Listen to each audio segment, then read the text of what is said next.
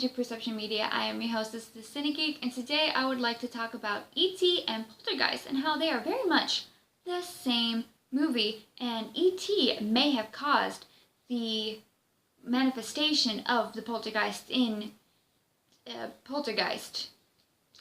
So they actually both came from the same script, which was an unused script sequel for the 1977 amazing film Close Encounters of a Third Kind, which is the best film to come out of 1977 at me. So basically Steven Spielberg wanted to look at this sequel, either entitled Night Skies or Watch the Skies, as what would happen if the aliens coming were malevolent and bad. And that's how we ended up getting E.T. and Poltergeist, which came out a week apart from each other in 1982, with Poltergeist being released June 4th, 1982, and E.T. being released June 11th of 1982. Poltergeist has 3 people noted as being the script writer, one of which was Spielberg, and E.T. has 2 people, one person being listed as the script writer, who was the future wife, but at the time girlfriend of Harrison Ford, and she was actually dictated the script on the set of Raiders, I think. Yeah, which is kind of fun. And they're both produced by Steven Spielberg, although he only directed E.T., supposedly. And they're both, produced by Spielberg and Kathleen Kennedy. As I said, supposedly, while there was delays in shooting on E.T., he actually went over and was on the set for almost the entire filming of Poltergeist, although Tobe Hooper is listed as the director. Some people dispute that Spielberg actually directed quite a lot of it himself, and you can see he does have a lot of his stamp on it.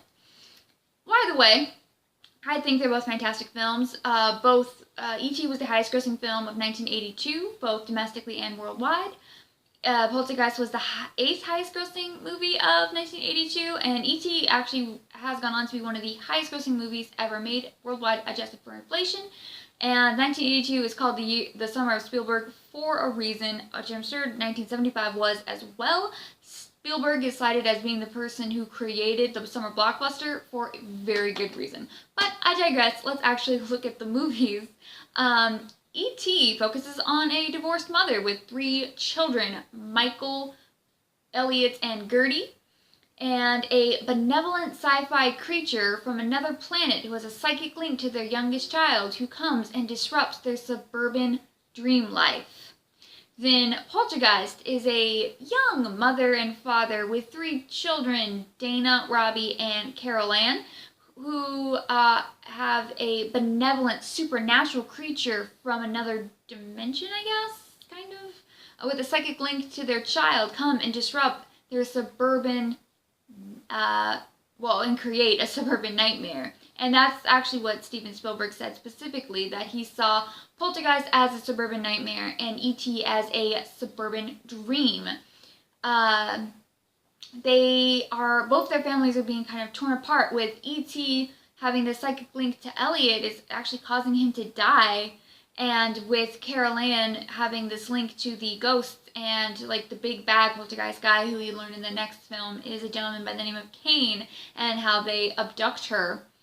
And the bad guys in E.T., I would say, are the government and natural forces, or other natural forces, and whereas the bad guys in Poltergeist are the poltergeists, as well as Costa Verde as realtors who only moved the headstones.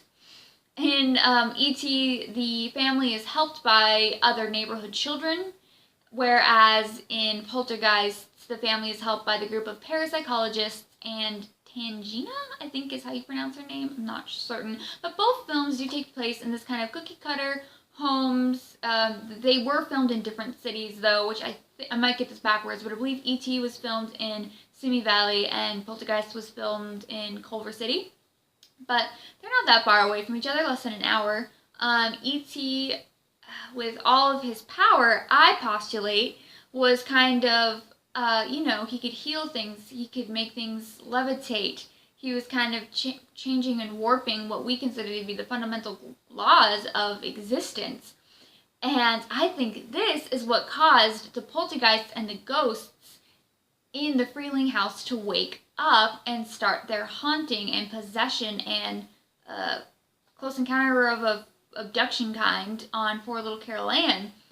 I think because those bodies were there, it's stated in the film that Carol Ann was born in the house and she's like 5 or 6 years old, but they've never done anything. Why did they wake up now? Why did they wake up in the summer of 1982? I think they woke up because of E.T. and because of his powers and because of his influence. It caused them to stir this disruption. Words are hard. This disruption in the force, if you will, caused them to become active and steal Carol Ann away. So I think Carol Ann's abduction is a direct result of E.T. being in the same neighborhood as them. Yeah. I love my theories. I love theories in general. I have a blog post that kind of goes deeper in delve into comparing the two movies. Not so much my silly theory at the end. Let me know what you think. I'd be interested in hearing other people's ideas. We need a Moon Knight movie, and have a wonderful day.